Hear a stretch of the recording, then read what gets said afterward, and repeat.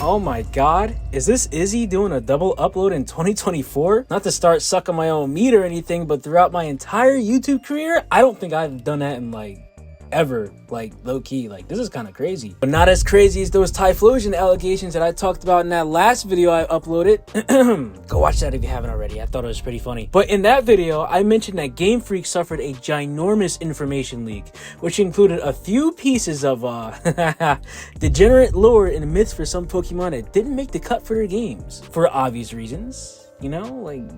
Come on, you really want me to explain? Brother, kids play these games. Hey, did I mention that all of these scrap stories are non-canon, by the way? As far as I know, these leaked stories are based on real-world mythologies and whatnot, and I'm pretty sure I did allude to these facts in a Typhlosion video too. But I'm not gonna lie, bro. Some of these people on the internet got the attention span of a brain-dead TikToker. Niggas just don't listen. But I bring up this because, well, as you can tell from the title and thumbnail for this video, well, because for one, I have jokes I want to crack and I want to sit down and talk about this one, and two, there is another lore entry for a Pokemon that I actually thought was kind of cool, and it's Octillery. You see, unlike Typhlosion, I wasn't nearly as attached to Octillery as I was it, but for basing a design off an octopus, I thought Game Freak did a pretty good job for real. Come on, dog, you can't tell me an octopus with the body of a literal tank doesn't go hard. These are just the facts. I haven't used one on my team in any of the games, but I did end up catching the shiny one in Pokemon Y. If I can remember, it ended up landing with a nature that reduced its special attack, so I just threw it in my PC box so, you know, it'll collect dust. But it's in there somewhere, it's chilling. So viewer, you might want to stay for the entire video because right after the Typhlosion vid got uploaded, I started reading the leaked lore entry for the Octillery and it somehow gets worse. The writers at Game Freak turned this innocent octopus into a victim. Look, I'm not posting the entire story here because I promise you, bro, I'm not trying to get slid on by the Nintendo ninjas. They would deadass leave me tied up in the trunk of a car and throw my body in a random ditch somewhere. I'm good off that. But just like the Typhlosion video, need a reminder that this is all non-canon, by the way. Our story starts off with the same type of timing as that one. It reads, and I quote, "There was a time when the boundary between Pokemon and humans was blurred." Oh, brother, here we go again. This has to be a double entendre or something. I swear to God, niggas would just try to have sex with anything, bro. Put your meat back in your pants. The story goes on a bit and talks about a man in a coastal village. He saw a female Octillery wash up on a beach, and dog, the story makes it a point that this Octillery was a female, you know what I'm saying? But you know what he did when he saw this poor animal washed up on the coast? Instead of throwing it right back in the ocean before it could possibly die from asphyxiation, this nigga saw her mouth, and his first thought was to get down to business and starts putting it in her chalupa. He saw this exact same Octillery the very next day and did it again. Is this motherfucker the deep? In the span of 2 days, this dude turned an innocent octopus into a porn star. He saw Octillery's mouth and assumed she was gonna be a real eater, bro. I'm about to throw up. Instead of helping an animal, a Pokemon by tossing it back in the sea, you instead decide to use his face as your own personal fleshlight. You know what? Maybe Thanos was right. Who wrote this shit, man? Because these niggas have got to go, bro. Several days pass and the guy heads over to the same beach where he turned that Octillery into his own personal sex toy, and we find out that an octopus gave birth to a half human and half Pokemon child and left the little one on the coastline. Yeah, dog, I don't know, bro. I don't know. Look, I said in the last video that I grew up learning about some myths and stuff, but this is just out of pocket.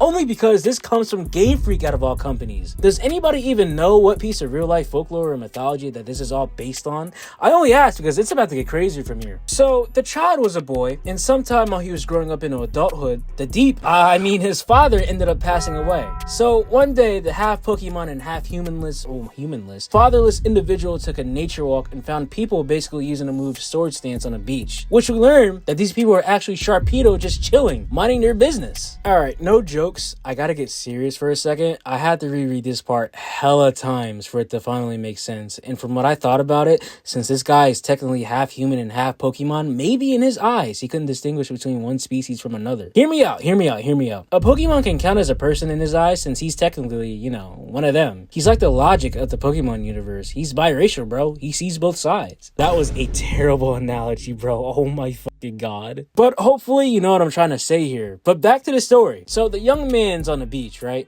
And he catches a group of Sharpedo dancing with swords. He picks up one of the swords and, you know, this thing ended up being sharp as hell, bro. On the very next day, this dude went into a forest with his blade, saw an Ursaring, which in case you don't know what they are, they're basically big ass bears, and said, oh, I'm gonna kill the shit out of you. Bro, he sliced this thing's mouth off, stabbed its eyes, and plunged his blade into its chest. What the fuck?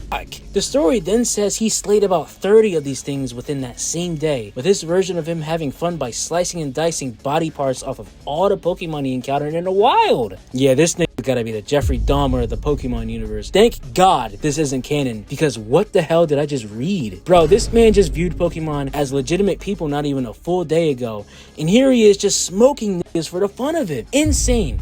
Absolutely insane. Unhinged, bro. Unhinged. Bro's entire bloodline needs to be extinguished for this shit. The story continues when this mutant eventually gets lost in a forest in the middle of autumn, and it accidentally pulls up on an Ursaring den. The young man got invited to come inside by an older Ursaring just chilling, and right after bro walks in, the story just says that people with missing eyes, scarred faces, and what I'm assuming are missing limbs came in right afterwards. I'm like, oh shit.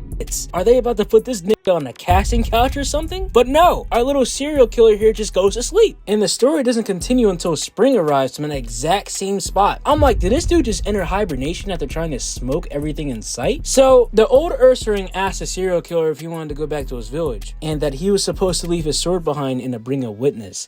He didn't ask the man why he even started trying to kill everybody in the first place. Okay, you really gonna ask him after you invited him to your den? Like, bro, what? This elder Ursaring out here moving different, bro. You invited your top op to sleep in your own humble abode. Oh, brother. But the young man went back into the village, and on the very next day, as he's walking around with some villagers, he spots that same whaler that was mentioned earlier. But nearby on the beach was an innocent little Teddy Ursa. And in case you don't know, it's the pre-evolved form of Ursaring. Think of it as a baby one. We'll leave it at that. But when the Teddy Ursa saw the young man, it did the dash into the forest. And in its place came out a big ass Ursaring, and it was ready to roll the young man into a oh god, damn, I can't even say Cybertronian size blunt here. This is not a Transformers video. But basically, the Ursaring wanted to kill this nigga. You would think that the young man had to have been born in Russia or something, because he immediately went in the tussle with this Ursaring with his bare hands. Get it?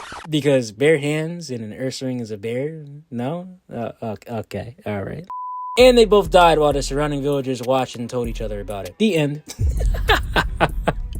Bro, what the fuck did I just read? Did an old Ursaring plot on this dude's downfall during the entire time? My guy has way more patience than me, because if that's the case, then he waited literal months to slime this nigga out so he can get it back in blood for his kin. That is wild, bro. Like I said earlier, I have no idea if this story has any resemblance to real life pieces of folklore, and I get it. Game Freak really only made stories like these for world building purposes, but it was still crazy. I guess the moral of the story is, don't kill people, you know, because it's not nice. I don't know, man. I'm an ignorant American at the end of the day. I just live here. Hey, are you gonna do a slacking video next? I mean, I guess, if that's what the people want.